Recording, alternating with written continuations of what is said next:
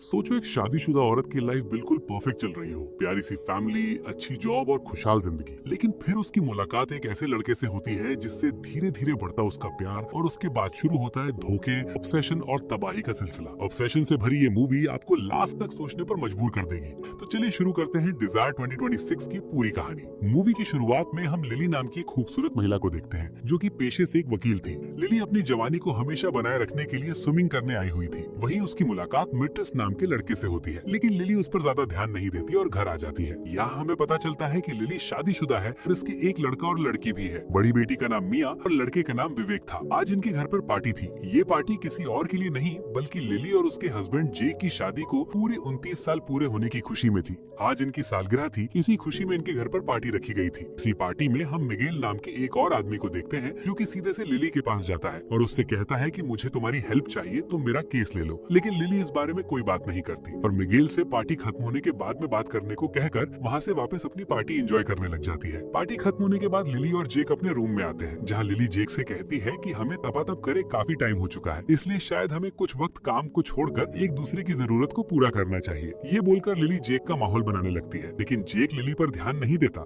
मैं होता तो अब तक तो पलंग चूचू करने लग जाता। इन दोनों के बीच कुछ नहीं होता और ये दोनों सोने चले जाते हैं। अगली सुबह पूरी फैमिली एक साथ डिनर करते हैं और लिली वहाँ से मिगेल से मिलने के लिए एक सीक्रेट बार में जाती है, जहाँ पहले से मिगेल लिली का वेट कर रहा था। मिगेल लिली को अपनी परेशानी बताता है कि मैंने अपनी पत्नी को धोखा दिया है और अब वो मेरे से डिवोर्स लेना चाहती है, लेकिन अब वो हमारे बच्चों को भी खुद के साथ रखना चाहती है और मैं अपने दोनों बच्चों को अपने पास रखना चाहता हूँ, जिसके लिए तुम मेरा केस लड़ो और मुझे मेरे बच्चे वापस दिला दो। लिली मिगेल को शांत करते हुए समझाती है, मैं तुमसे वादा नहीं कर सकती, लेकिन मैं पूरी कोशिश करूंगी बच्चे तुम्हारे पास ही रहे। इसके बाद लिली वहाँ से निकल जाती है। दूसरी तरफ हम जेक को देखते हैं जो कि अपना एक स्विमिंग ट्रेनिंग सेंटर चलाया करता था और उसने अपने सेंटर पर लड़कियों को स्विमिंग ट्रेनिंग देने के लिए नया मैट्रिस नाम का कोच रखा था और आज उसका पहला दिन था। वो सभी बच्चों के पेरेंट्स को बताता है कि मैं स्पेन में ओलंपिक स्विमर रह चुका हूँ। लिली और जेक भी यहीं बैठे हुए थे क्योंकि उनकी बेटी मिया भी ओलंपिक के लिए तैयारी कर रही थी। यहाँ लिली मैट्रिस को देखकर उसकी तरफ अट्रैक्ट होने लगती है क्योंकि मैट्रिस जवान और दमदार छोरा था। ट्रेनिंग खत्म होने के बाद जेक लिली को मैट्रिस से मिलवाता है। यहाँ हम ये भी देख पाते हैं कि मिया भी मन में मैट्रिस को चाहने लगी थी। लिली घर आने के बाद नहाने लगती है, जहाँ वो अपने अंदर की गर्मी को महसूस करके सिसकियां भरने लगती है। ये सब जेक भी बाथरूम के बाहर खड़ा होकर सुन रहा होता है। जेक ये सब देखकर समझ चुका था कि लिली को अब बड़े रॉकेट की जरूरत है। अगले दिन लिली तैयार होकर अपने ऑफिस जाती है, जहाँ वो मिगेल की पत्नी सिमरन के लॉयर से बात करती है ताकि वो मिगेल के बच्चों को वापस उसे दिला सके। थोड़ी देर बाद सिमरन लिली के पास आकर उससे कहती है कि मिगेल ने मुझे धोखा दिया है और वो एक झूठा आदमी है, इसलिए तुम प्लीज मुझसे मेरे बच्चों को दूर मत करो। पर लिली सिमरन की बातों पर ध्यान नहीं देती और अपने लॉयर होने का फर्ज अदा करती है। इसके बाद लिली वहाँ से निकलकर वापस उसी बार में मिगेल से मिलने के लिए आती है और उसका वेट करने लगती है, लेकिन काफी टाइम हो जाने के बाद भी मिगेल वहाँ नहीं आता तो लिली वहाँ से निकल जाती है। इसके बाद लिली अपने मन को शांत करने के लिए स्विमिंग सेंटर में जाती है, जहाँ जाकर वो स्विमिंग करने लगती है। मैट्रिस भी वहीं होता है, वो भी लिली को देखकर स्विमिंग करने लगता है, जहाँ ये दोनों एक साथ स्विमिंग करने लगते हैं। मैट्रिस खुद पर बहुत कंट्रोल करता है, लेकिन वो लिली की जवानी को देखकर उसके मन में भी बहुत कुछ होने लगता है। स्विमिंग करने के बाद मैट्रिस पैदल ही अपने घर जाने लगता है तो लिली उसको अपनी कार में बैठने की बोलती है ताकि वो उसको घर छोड़ दे, क्योंकि बाहर बहुत बारिश हो रही थी। रास्ते में ये दोनों एक दूसरे से जान पहचान बढ़ाते हैं। लिली की नजरों में अभी भी मैट्रिस के लिए प्यार झलक रहा था। इसके बाद लिली मैट्रिस को उसके घर छोड़कर अपने घर आ जाती है, लेकिन तभी वो नोटिस करती है कि मैट्रिस की कैप उसकी कार में ही रह गई है। तो लिली उसको अपने साथ लेकर मैट्रिस को फील करते हुए खुद को शांत करने लगती है। भाई साहब, इतनी गर्मी भरी हुई है कि चाय तो ऐसे ही बन जाए। अगली सुबह लिली अपनी पूरी फैमिली के साथ बैठकर ब्रेकफास्ट करती है, तभी उसको मैट्रिस का मैसेज आता है, जिसे देखकर वो काफी शॉक थी। यहीं जेक भी अपना काम करने के लिए निकल जाता है और मिया भी मैट्रिस से ट्रेनिंग लेने के लिए जल्दी से स्विमिंग सेंटर जाती है, जहाँ हम देखते हैं कि मिया भी अब मैट्रिस के करीब आना चाहती है, लेकिन इसको नहीं पता कि मैट्रिस इसके पापा है, क्योंकि मैट्रिस तो पहले से उसकी मॉम के साथ चक्कर चला चुका है। मिया और मैट्रिस दोनों बातें कर रहे होते हैं, तभी लिली भी वहाँ आ जाती है। मिया अपनी मॉम को देखकर पूछती है, आखिर आप यहाँ कैसे? तो लिली बताती है, मैं तुम्हारी ट्रेनिंग देखना चाहती थी। थोड़ी देर बातें करने के बाद मिया अपनी फ्रेंड के साथ वहाँ से निकल जाती है। तो लिली मैट्रिस से पूछती है कि आखिर तुम्हें मेरा नंबर कैसे मिला और तुमने मुझे मैसेज क्यों करा? मैट्रिस बताता है कि मैं तुम्हें बस देखना चाहता था और अकेले में बात करना चाहता था। इसके बाद लिली मैट्रिस को लेकर एक बार में जाती है, जहाँ इन दोनों के अलावा कोई और नहीं था।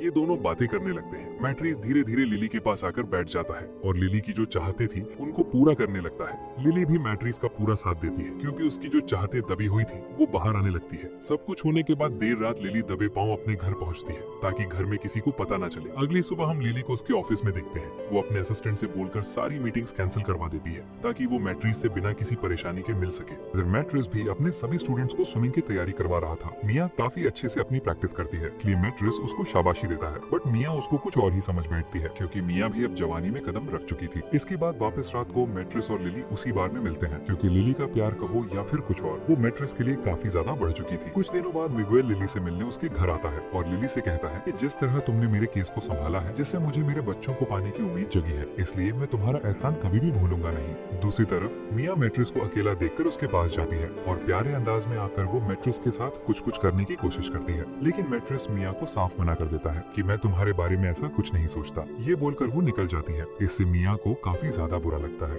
इधर जैक अपने घर पर फोन पर किसी से बात कर रहा होता है। वो कहता है कि मुझे पता है मेरी पत्नी का किसी के साथ अफेयर चल रहा है, तुम बस वही करना जो मैं तुमसे कहूंगा। ये सारी बातें जैक का बेटा विवेक भी चुपकर सुन रहा होता है। अपने डैड की सारी बातें सुनकर वो समझ चुका था कि उसके मॉम डैड के बीच में कुछ गड़बड़ चल रही है। दूसरी तरफ लिली मैट्रिस से गुपशुप करके जब वापस घर आती है तो वो देखती है कि मिया रो रही थी। लिली मिया से पूछती है, बताओ आखिर तुम्हें क्या हुआ है? लेकिन मिया अपनी मॉम को कोई खास वजह नहीं बताती। मिया अब सीधे सीधे ये तो नहीं बता सकती थी कि वो मैट्रिस से प्यार करती है, पर मैट्रिस ने उसके प्रपोजल को ठुकरा दिया है। इसके बाद लिली जैक के पास जाती है तो जैक लिली से देर से आने की वजह पूछता है, बट लिली ऑफिस के काम का नाटक कर लेती है। अगले दिन मिगुएल लिली को लेकर सिमरन यानी कि मिगुएल की पत्नी और उसके लॉयर से मिलने जाते हैं क्योंकि आज इनका फैसला होना था। जब ये आपस में एक दूसरे को प्रपोजल देते हैं कि बच्चों को बराबर टाइम दोनों के पास रखा जाएगा, यानी कि अब इनकी लड़ाई का बीच का रास्ता निकल चुका था। लिली फिर मैट्रिस से मिलने के लिए जाती है जहाँ वो मैट्रिस को बताती है कि अब हम नहीं मिल सकते। मैट्रिस इस बात को लेकर काफी परेशान होता है और पूछता है, आखिर क्या तुम अपने पति की वजह से मुझसे नहीं मिल सकती?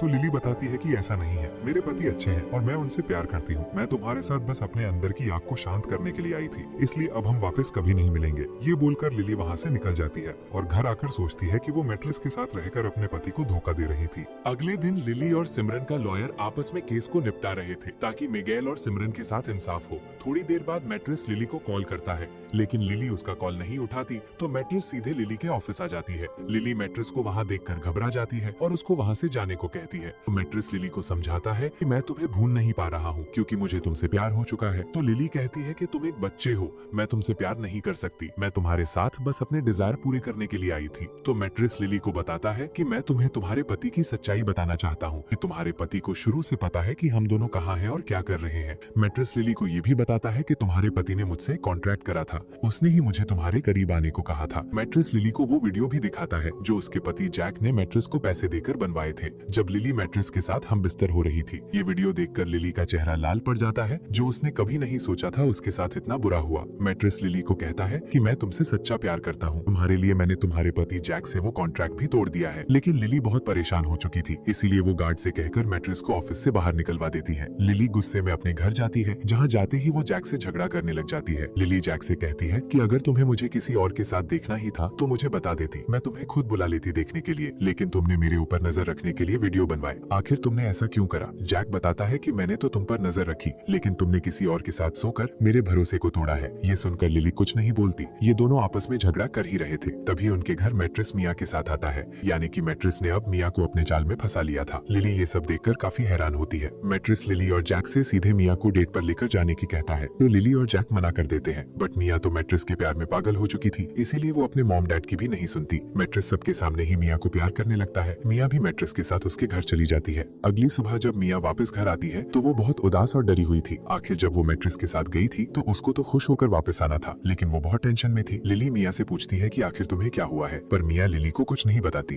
तभी उनके घर मिगेल आता है, जो उन्हें बताता है कि मैट्रिस मर चुका है। ये सुनकर सभी घर वालों के होश उड़ जाते हैं। मिगेल एक पुलिस ऑफिसर भी था, इसलिए वो इस केस को इंटेरोगेट कर रहा था। मिगेल ने जैक के स्विमिंग सेंटर के सारे कैमरा भी चेक करता है, लेकिन वो सारे कैमरा बंद थे। मिगेल का शक मिया पर जाता है, क्योंकि आखिरी बार वही मैट्रिस से मिली थी, इसलिए वो मिया को लेकर कैफे चला जाता है, जहाँ मिगेल मिया से पूछती है कि आखिर कल रात क्या हुआ था। तो मिया बताती है कि मैं और मैट्रिस दोनों स्विमिंग सेंटर तैयारी करने गए, जहाँ मैं अपनी स्विमिंग करने लग गई, लेकिन मैट्रिस का ध्यान कहीं और था और उसका बर्ताव भी कुछ अलग लग रहा था। फिर मैंने उसको फोन पर किसी से बात करते देखा। जब मैंने उसके पास जाकर देखा तो वो मेरी मॉम से बात कर रहा था, जिसके बाद वो मेरे से जबरदस्ती करने लगा तो मैंने उसको धक्का दिया और वहाँ से निकल गई। और हम फ्लैशबैक में भी ऐसा ही देखते हैं। मैट्रेस मिया को समझाता भी है कि तुम्हारे डैड ने मुझे पैसे दिए थे तुम्हारी मॉम को खुश करने के लिए। तभी वहाँ मिया के डैड भी आ जाते हैं जो मैट्रेस के फोन से सारे वीडियो डिलीट करके उसको यहाँ से जाने के लिए कहता है। लेकिन जैक और मैट्रेस के बीच में फाइट होने लग जाती है। मैट्रेस बुरी तरह घायल हो चुका था। इसके बाद मिया बताती है कि मुझे अब कुछ भी नहीं पता।